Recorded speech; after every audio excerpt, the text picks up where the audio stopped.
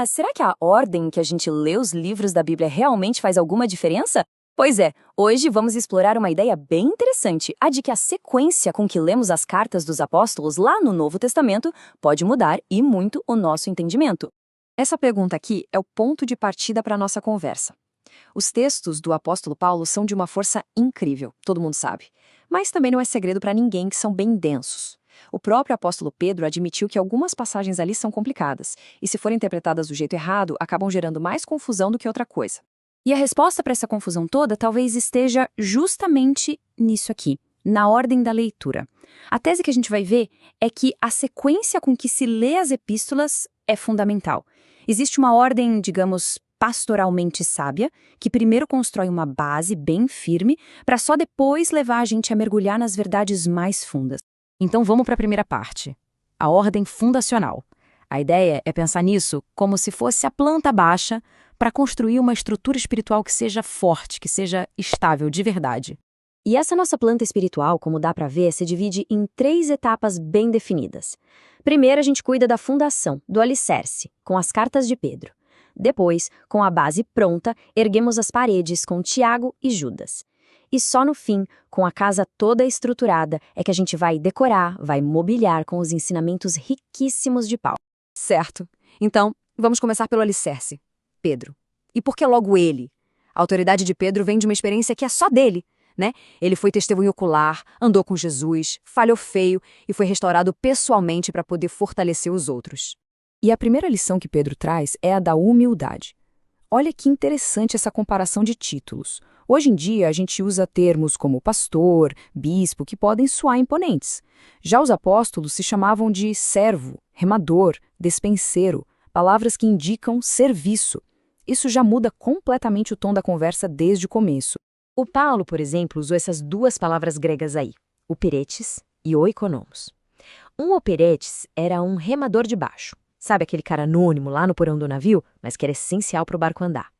E o oikonomos era o dispenseiro, o administrador dos bens de outra pessoa. Fica muito claro qual é a base do ministério. Serviço humilde, muitas vezes anônimo. Essa citação de Pedro resume bem uma mensagem central dele. A caminhada cristã tem provação, tem esse tal fogo ardente. E não é para ser visto como algo a se evitar a qualquer custo. Na verdade, faz parte do processo de purificação da fé. Aceitar essa realidade para ele é um passo fundamental. Na segunda carta, Pedro nos dá um verdadeiro mapa para a maturidade. E é uma escadinha bem lógica. Repare só, o conhecimento vem depois da virtude. A perseverança vem antes da piedade. A ordem aqui importa e muito. Cada degrau se apoia no anterior para formar um caráter firme. Bom, agora que a fundação de humildade e perseverança foi lançada por Pedro, chegou a hora de levantar as paredes da nossa casa. E para isso, a gente olha para Tiago e Judas. E eles têm papéis que se complementam, que é uma beleza.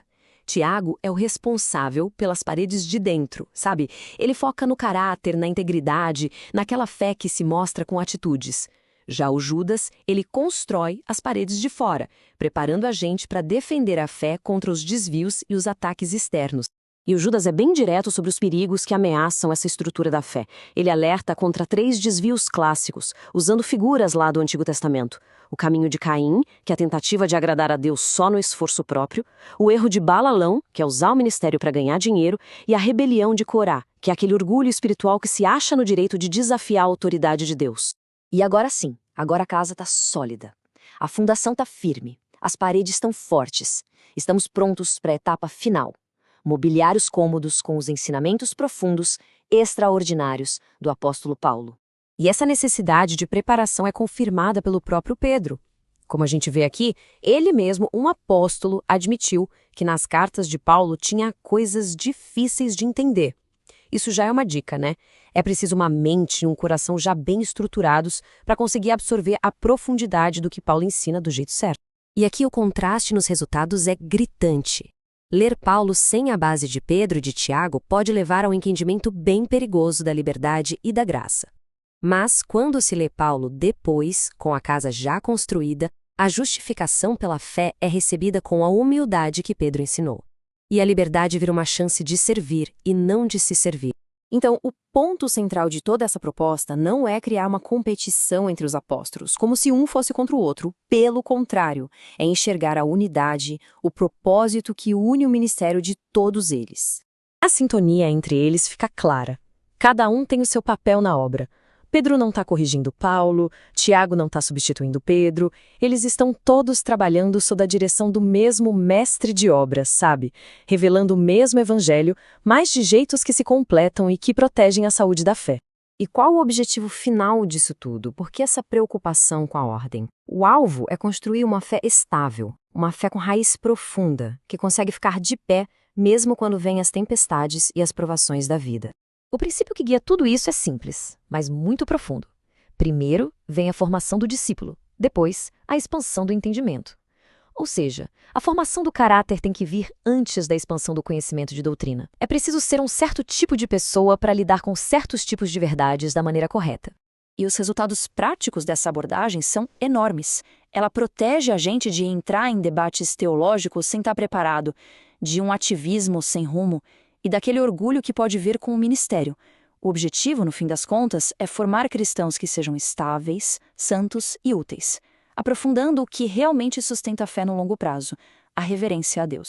E a gente encerra com essa pergunta para reflexão, porque isso aqui não é só um exercício intelectual, é uma proposta prática que pode mudar de verdade a jornada espiritual de alguém. Como seria se a nossa fé fosse construída começando pelo alicerce da humildade e do serviço antes de tentar escalar as alturas da doutrina? É algo que vale a pena pensar.